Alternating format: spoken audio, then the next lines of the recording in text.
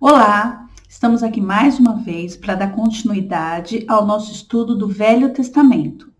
Nós estamos estudando o livro de Números e neste vídeo nós vamos tratar do capítulo 28 e do capítulo 29. Esses dois capítulos vão falar sobre as orientações de Deus em relação às ofertas e aos sacrifícios. Essas orientações já haviam sido dadas anteriormente, mas como estava para ser mudado o líder, que era Moisés e agora seria Josué, Deus sentiu a necessidade de reafirmar todas essas instruções.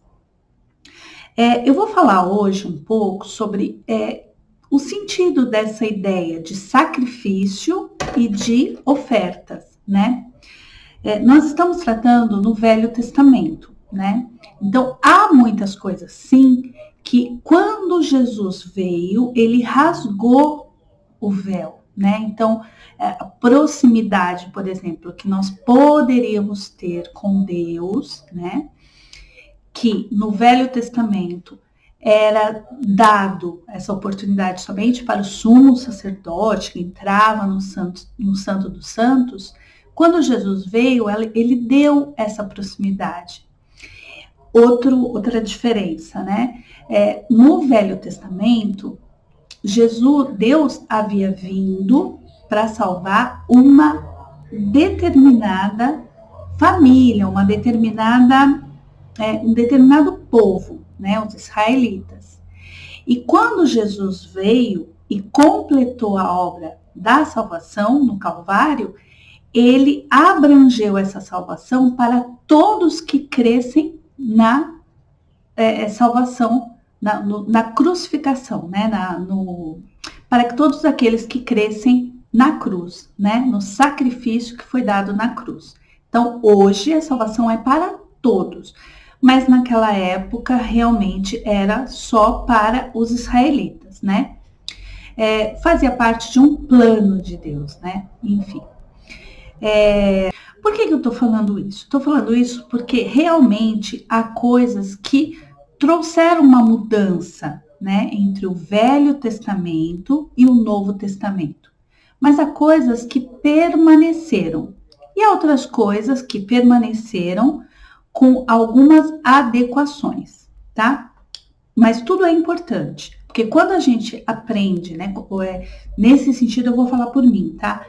Que eu estou aprendendo sobre o Velho Testamento, em específico a travessia dos israelitas no deserto, eu me coloco muito nesse lugar, porque eles também estavam atrás da terra prometida. E Deus estava os orientando para que eles chegassem o mais rápido e com menos perdas, Que a gente até viu no vídeo passado, que houveram sim perdas, alguns não entraram. Então, eu estudar hoje o Velho Testamento me traz isso, me traz uma segurança de fazer o certo para almejar a minha nova Jerusalém, Então, há coisas que realmente, graças a Deus, hoje a gente tem a possibilidade de chegar próximo a Deus, coisa que no Velho Testamento isso não acontecia.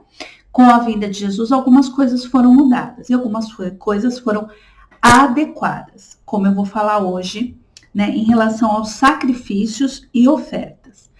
No Velho Testamento, todos esses capítulos que falam detalhados, como que tipo de pecado, que tipo de oferta era dada para a expiação daquele pecado. Então, o Velho Testamento, principalmente esses livros, Números, Êxodo, vai falar sobre isso. Em Êxodo está bem detalhado.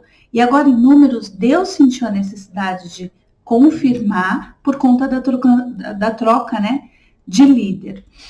O que eu quero deixar claro com isso? Eu quero deixar claro que muitas pessoas, e eu também me questionava, o sacrifício de animais, para a expiação do pecado. E era realmente necessário e era exigido que fosse feito a morte de um animal em relação ao pecado de alguém, E meditando sobre isso, não sei se é a dúvida de alguém que está assistindo, mas o que Deus conversou comigo? O pecado, ele não pode ser banalizado, né? Então, o que acontece? Se Deus houvesse orientado que qualquer pecado que os israelitas tivessem cometido, eles deveriam esmagar uma flor, por exemplo. Isso seria muito fácil de fazer.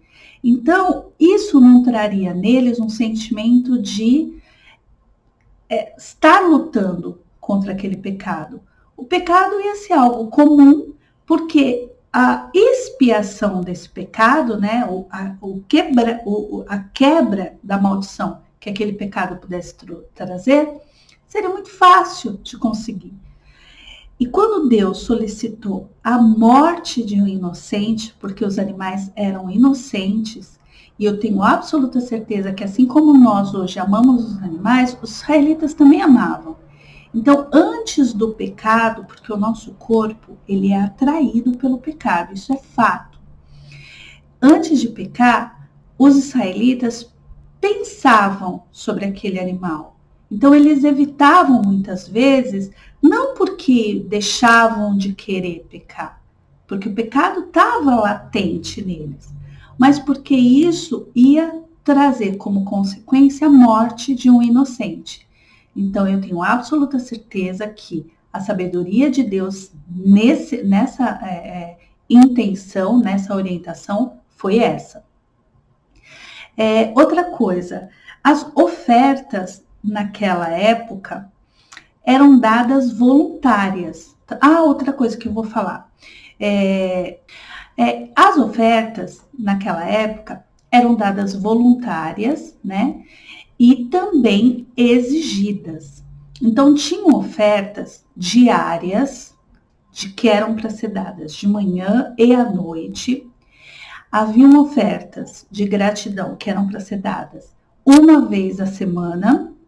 E havia ofertas que eram para ser dadas mensalmente, numa época específica de Páscoa, de colheita. E uma não anulava a outra. Por exemplo, se você tivesse no sábado, que era um dia de uma oferta específica, não anulava o fato de você ter que ofertar de manhã e à noite. Se calhasse daquele dia ser a Páscoa e cair num sábado, você não anularia de você dar uma oferta, outra oferta e mais 2 ofertas de manhã e à noite. O que eu quero dizer com isso? Eu quero dizer com isso que hoje, quando nós ofertamos ao Senhor, e isso não depende de você ofertar dinheiro, ou ofertar tempo, ou ofertar emoções, ofertar palavras, atitudes, uma coisa não anula a outra. Muitas vezes as pessoas podem pensar assim, eu já orei hoje, então eu não preciso ler a palavra. O nosso devocional, a gente prestar uma devoção ao nosso Deus é diário e tudo é necessário. Naquela época, as ofertas eram também de dinheiro, também de animais, de coisas materiais, enfim, qualquer coisa material que talvez o templo precisasse ou uns ou outros necessitassem. E também era uma oferta de atitude, por exemplo, você fazer um pão. Uma coisa interessante é que as ofertas não eram animais.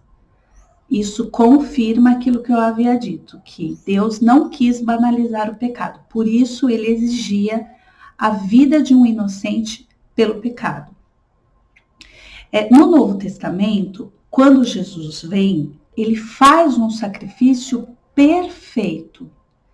Perfeito, que nenhuma ovelha, nenhum carneiro, nenhum coelho, nenhuma codornize, nada, nenhum animal inocente poderia estar acima desse sacrifício. Então, o sacrifício de Jesus, ele é tido como único, não necessitando de mais sacrifícios. Por isso que hoje eu digo que não há necessidade. Então, quer dizer, essa é uma diferença entre o Velho Testamento e o Novo Testamento. Nessa situação, há diferenças e semelhanças. Então, o fato de não necessitar haver outro sacrifício, porque Jesus fez um sacrifício único e o bastante para que levasse todos os pecados de quem cresce nele. Mas uma semelhança estaria no fato de também Deus quis conseguir com isso a não banalização do pecado. Então, se antes os israelitas evitavam errar para não sacrificar um inocente, hoje, quando nós olhamos para a cruz, nós também deveríamos tender a não pecar, porque o inocente foi morto por aquele pecado que nós estaríamos cometendo naquele momento.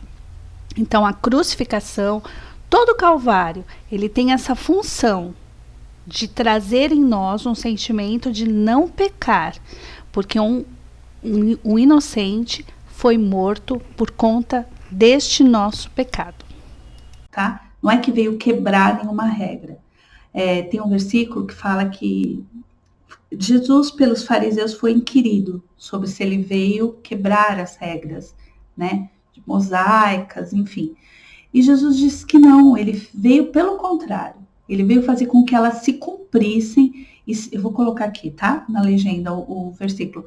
Mas ele diz que ele veio para que elas fossem cumpridas e que elas fossem cumpridas da maneira correta. Não para você acusar, mas que elas fossem cumpridas da maneira como elas foram criadas, que fosse para devoção, para culto, né?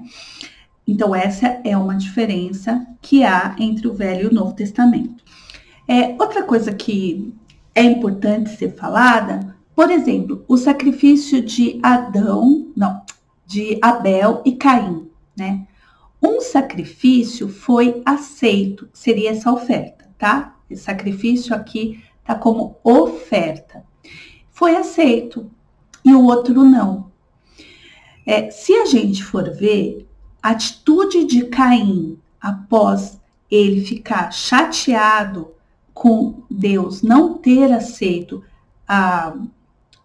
o sacrifício dele, a oferta dele, mostra qual era a intenção do coração dele. Então, hoje nós vemos como é importante a gente ofertar ao Senhor, a gente prestar um sacrifício. Por exemplo, eu agora, né, nessa gravação, por exemplo, querendo passar todos esses conhecimentos que eu tive através de pesquisas, eu deixei de fazer muita coisa. Eu poderia estar fazendo muita coisa, assistindo muitas outras coisas.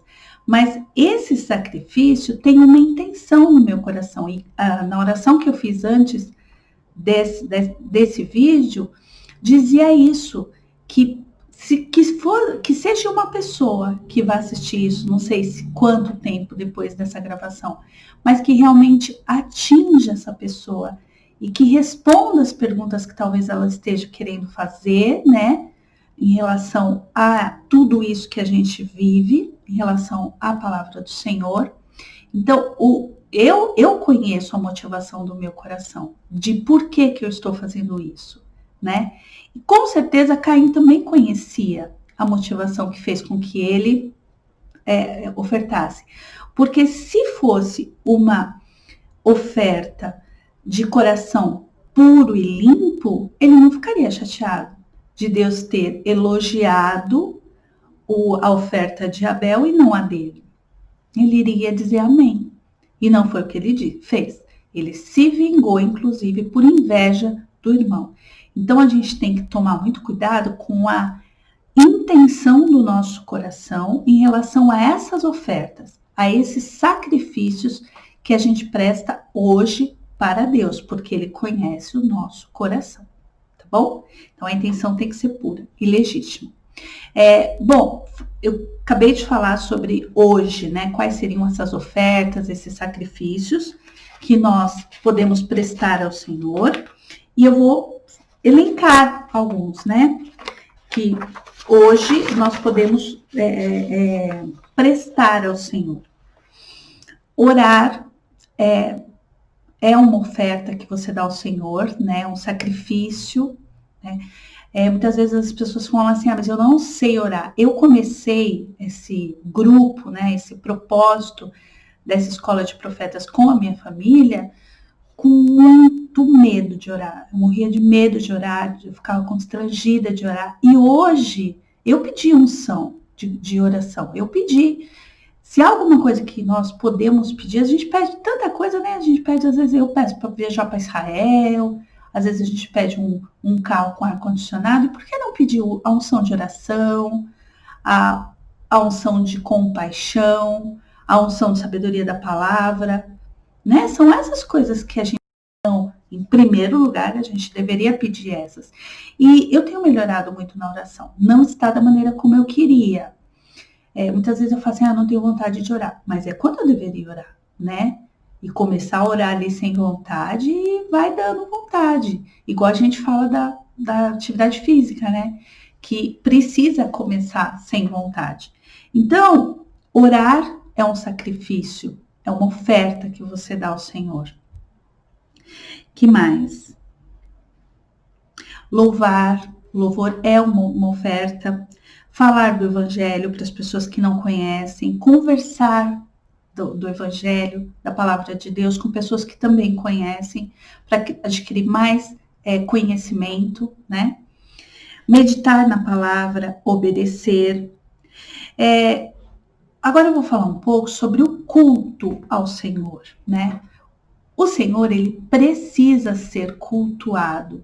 A gente vê no Velho Testamento e vê no Novo Testamento que existia um lugar determinado para isso. E as pessoas não iam nesse lugar sem levar nada. Primeiro detalhe, falando sobre oferta. Elas sempre levavam alguma coisa, né? E às vezes a gente vai não levando, a gente vai querendo trazer uma palavra, trazer uma confirmação, etc e tal. E não é essa a intenção. Quando a gente, eu fazia muito isso, né? Então, eu vou buscar a palavra. Não que seja errado, não é errado. Porque Deus, ele é completo. Então, quando você vai dar, claro que você vai receber. Mas a nossa motivação em relação ao culto deveria ser diferente, né? Isso que eu aprendi nesse estudo. Eu vou para o culto, eu vou mostrar para Deus como eu amo, como eu estou grata a Ele por mais um dia, pela família que Ele me deu, apesar de problemas, porque problema todo mundo tem. Todo mundo tem. A gente ouve a gente vê, né, a história de várias famílias na Bíblia e a gente vê que todo mundo tem problema. A Bíblia fala, na vida teremos aflições, né? Mas tem de bom ânimo. Deus venceu todas essas aflições, né? Independente de aflição ou de glória, a gente precisa ser o mesmo. Isso eu já falei numa outra situação, né? Do nosso estudo, a identidade cristã a gente não pode perder, apesar de aflições e apesar de glórias. Mas quando a gente vai ao culto, a gente precisa levar. Então, você vai ao culto e se derrama na presença do Senhor, né? Eu estou falando culto em relação à igreja, mas quando você faz um devocional na sua casa, é um culto ao Senhor que você está fazendo. E como tem sido esse derramar do Senhor, né? Você tem derramado e cobrado isso? Porque aquela mulher que derramou o vaso de alabastro com nardo, ela não cobrou. Ela derramou, era o sentido dela de prestar. Deus não está exigindo, Deus não exige isso. Mas quem ama e quem muito foi perdoado, faz isso. A gente é grato. E gratidão faz parte do culto ao Senhor. Então, quando a gente chega no culto, independente do local, eu vou só fazer um adendo naquela história da mulher do poço, né? Uma história muito bonita, que ela chega lá, ela conversa com Jesus. Jesus, inclusive, quer ficar sozinho só para falar com ela, manda os discípulos comprar comida, no final ele nem estava com fome, e ele pede água para ela beber. Ela fala, nossa, você sendo judeu pede, porque ela era samaritana. E os samaritanos não conversavam com os judeus, eles mudavam a rota deles só para não encontrar com os judeus. E Jesus fala, se você soubesse quem eu sou, você me pediria água. Eu vou colocar aqui, tá? Qual é essa passagem. E aí ela fala sobre os maridos, né? Sobre o pecado dela. E Jesus conversa com ela, né? E ela descobre que ele é um profeta, porque eles ainda estavam esperando o Messias. E ela descobre que ele é o Messias. E ela fala assim, vejo que tu és profeta. Me diga, onde devemos adorar? No templo ou no monte? Olha, uma situação complicada, porque no templo, os samaritanos não entravam, eles não podiam entrar. Por quê? Porque eles haviam corrompido muitas orientações do Senhor. Então, eles estavam como que no banco, sabe? Porque eles tinham feito coisas que desagradaram o Senhor. Então, os fariseus tiraram eles não estou falando que está certo, tá? Hoje em dia, tem muitas pessoas que erram, que continuam dentro da casa do Senhor, e é às vezes até melhor, porque eles estão ali, né? Às vezes para aprender, enfim.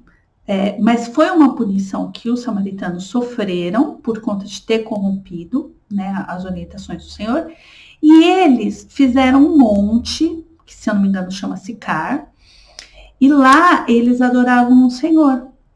Só que o que acontece? Quando Jacó falece, eu não lembro se foi Jacó, tá? Vou deixar aqui um adendo. Mas enfim, houve também uma deturpação naquele monte. Então, tinha o altar do Senhor, sim. Era o monte de Jacó, se eu não me engano. Era o monte de Jacó. Eles iam adorar o Senhor porque não podiam entrar no templo. E lá, por conta dessa motivação deles, né, de às vezes deturpar as orientações de Deus, eles começaram a colocar outros deuses, Baal, Azera.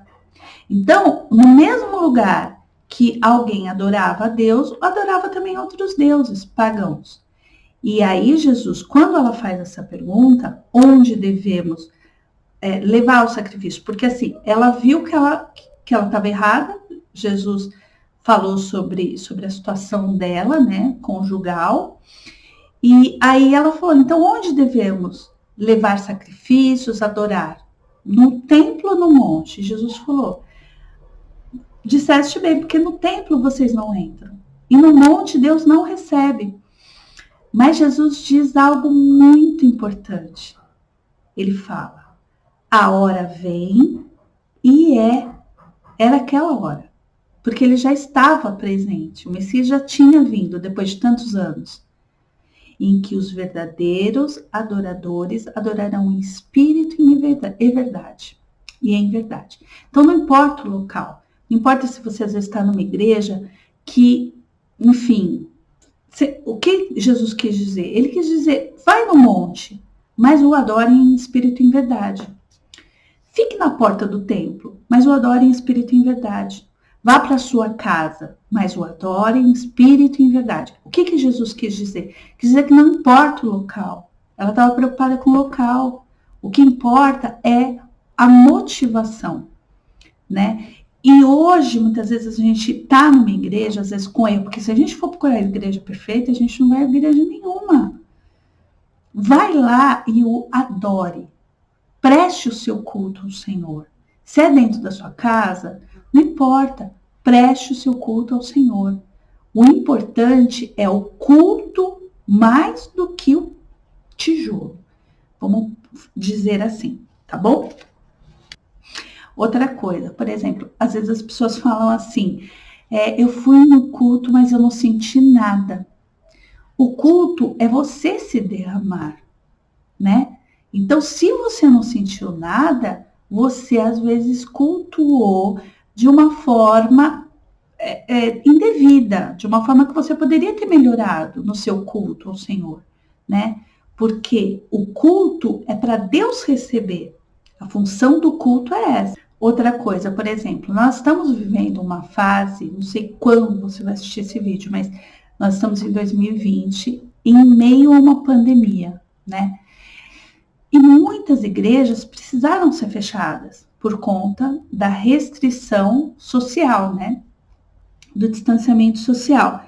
E muitas pessoas tiveram que aprender a continuar cultuando ao Senhor, levando ofertas, aprendendo do Senhor em casa, né? Através de muitas pessoas falavam muito mal da internet. E a internet foi uma ferramenta valiosíssima para a gente continuar nessa mesma fé, né? Nesse mesmo propósito do Senhor e sempre crescendo em graça. E isso é uma coisa muito importante. Outra coisa, por exemplo, eu sempre frequentei, muitas vezes, né, igrejas que têm costumes, né? Então, lógico, eu uso calça, eu passo maquiagem, eu uso anel, eu uso brinco. Mas quando eu ia na igreja, às vezes eu preferia não ir assim tão, por exemplo, com essa maquiagem eu não queria. Não por um motivo de esconder dos irmãos aquilo que eu fazia normalmente, porque, na minha opinião, não é isso que traz ou tira a minha salvação, mas para não escandalizar, né? Então, por exemplo, quando eu ia, eu buscava estar o máximo discreta possível e mais semelhante às pessoas que estavam lá. Mesma coisa quando a gente vai, por exemplo, no fórum. O fórum tem uma roupa, tem uma doutrina para você entrar no fórum, tem um protocolo. Então, se você vai diferente daquilo, você não entra.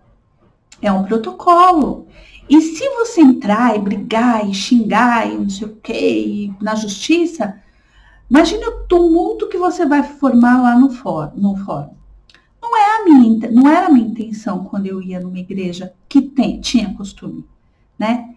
Outra coisa, por exemplo, nunca, pelo menos na igreja que eu vou, que tem véu e coisa e tal, nunca ninguém chegou para mim e falou, você precisa mudar. Nunca ninguém falou isso. E por mais que eu, Daniela, não acredite que isso vai trazer ou tirar a salvação de ninguém, eu não posso chegar para aquela irmãzinha e falar assim, irmã, eu acho que isso aí não convém, vai cortar o cabelo, não convém. Sabe por quê? Porque isso é sacrifício pessoal, né? Às vezes tem um voto também, que a gente não chegou aqui em falar sobre votos, mas no capítulo 30 já fala. Então, o voto é algo assim que é pessoal. Eu não poderia chegar, por exemplo, para Isaac e falar assim, Isaac, Deus pediu o quê? O sacrifício de Abraão. Eu não podia chegar para Abraão e falar assim, Abraão, Deus pediu Isaac. Não. Ele é o filho da promessa. Sacrifica Ismael. Eu não poderia falar um negócio desse. Deus pede esse sacrifício. Então, se Deus, por exemplo, tem coisas que Deus me pede. Às vezes Deus quer que eu me aproxime mais do Senhor, eu me afasto das redes sociais. Porque é algo que eu sei pessoalmente que me dá uma desequilibrada, entendeu? Então eu preciso ficar, por exemplo, em jejum eu me desfaço. Geralmente quando eu entro em jejum eu me desfaço das redes sociais. Então isso ninguém pode chegar para mim e falar, isso é besteira. Ninguém pode falar isso. Isso é uma coisa pessoal minha. E sacrifícios tem a ver com isso também. Às vezes Deus vai pedir um sacrifício seu, que você não tem que pedir opinião de ninguém. Às vezes Deus vai pedir dinheiro, sim. Como eu conheço vários testemunhos de pessoas que Deus pediu dinheiro, pediu para levar alguma coisa para determinada pessoa que precisava. E cabe a mim chegar para essa pessoa e falar, eu acho que não convém. Não, sacrifício é pessoal. O sacrifício, geralmente, ele tem nome, como teve com Isaac. Tem nome. Então, não caberia a mim chegar e falar isso para essa irmã. Se essa irmã está louvando ao Senhor, está obedecendo ao Senhor, está nos caminhos do Senhor, usando aqueles costumes, amém. Se eu estou caminhando com o Senhor, louvando o Senhor, fazendo uso desses costumes que eu uso, amém.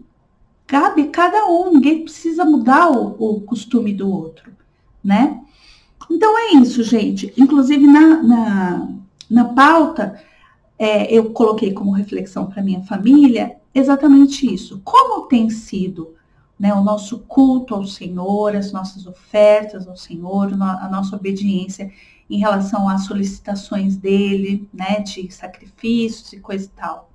E foi muito bacana a troca, a nossa meditação em relação a isso, porque isso é pessoal, né?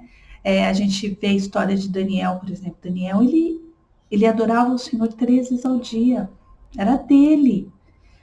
E no decreto, Deus mandou, o rei mandou não fazer isso. E ele continuou, porque era aquilo que ele se sentia bem cultuando ao Senhor. Então, isso é pessoal, gente, isso é pessoal. Mas com certeza Deus, ele vai nos orientando da maneira correta, né? Como orientou Caim. Orientou, né? Ele poderia ter, ao invés de matar do irmão, ter pensado assim, o que eu errei? Eu devo ter me motivado de uma maneira para Deus não aceitar o meu sacrifício, a minha oferta. E não foi isso que ele fez, né? Então é isso, gente. Essa é a palavra dessa semana, né? Aí a semana que vem tem mais. Fiquem todos com Deus. Amém.